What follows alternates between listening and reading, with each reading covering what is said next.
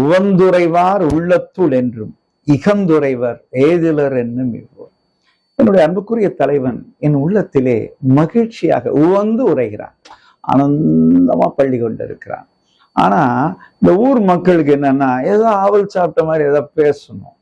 பாரியா அந்த பொண்ணு பாவம் தனியா கிடைக்குது, இவன் பாட்டி விட்டுட்டு போயிட்டானே, இன்னும் கொஞ்சமாவது மனசாட்சி இருக்கா, கூட இருந்து பார்த்துக்க வேணாமா, இந்த பெண்மணி பாவம் சின்ன பொண்ணு எவ்வளோ பிரிவுல தவிக்குது, நமக்கே கஷ்டமா இருக்கு, அந்த பொண்ணுக்கு எவ்வளவு கஷ்டமா இருக்குன்னு இந்த ஊரார் படி சொல்லிட்டு திரிகிறாங்க. யார? என் தலைவனை.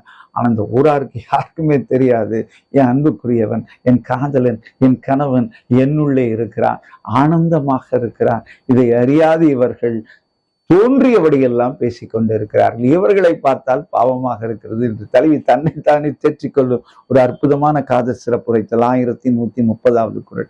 உவந்துரைவார் உள்ளத்துள் என்றும் இகந்துரைவார் ஏதிலர் என்னும் இவ்வூர் என்ற இந்த குறள் எண்ணி பார்க்க வேண்டிய ஒரு குறள்.